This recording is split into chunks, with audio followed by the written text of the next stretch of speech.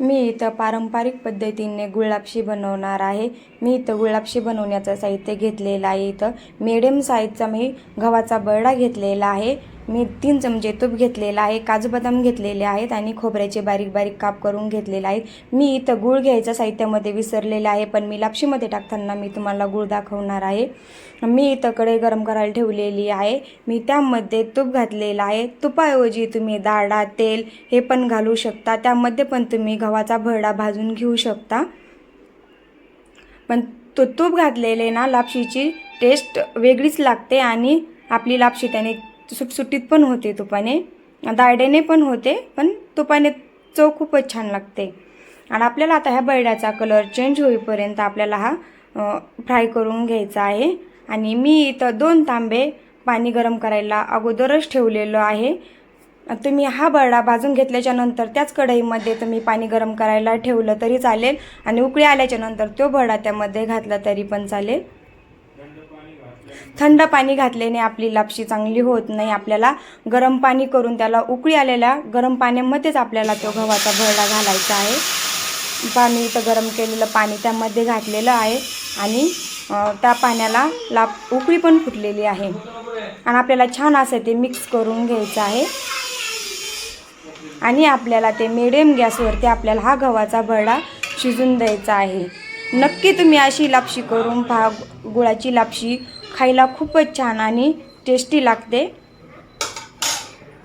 आता मी याच्यावरती झाकण मारणार आहे। झाकण मारण्याने आपली लापशी लवकर शिजते आणि वाफळते पण। माझा व्हिडिओ आवडला असेल तर लाईक करा, शेअर करा, माझ्या चॅनलला सबस्क्राईब करा। पहा आता आपली लापशी शिजली आहे का आपण ते पाहूया। मी इथं झाकण काढून घेतलेलं आहे।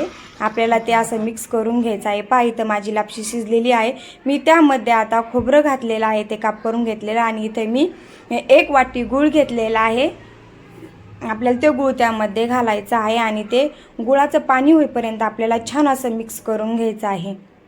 म्हणजे आपल्या लापशीमध्ये तो गूळ मिक्स झाला पाहिजे। पहा इथं लापशीमध्ये ते गूळ मिक्स पण झाला आहे।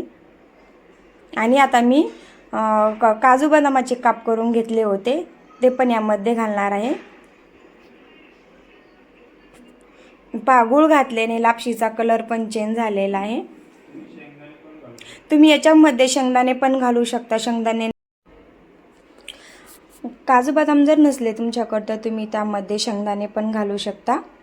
माझ्याकडे आहेत, मी काजू बदाम घातलेले आहेत आणि आपल्याला ते मिक्स करून घ्यायचे आहेत। आणि आपल्याला त्यावरती परत झाकण ठेवून मीडियम गॅसवरती लापशी आपली वाफलून द्यायची आहे। कारण की मीडियम गॅसवरती आपली लापशी वाफलून दिली ना छान शिजते आणि करपत नाही, सुटसुटीत होते।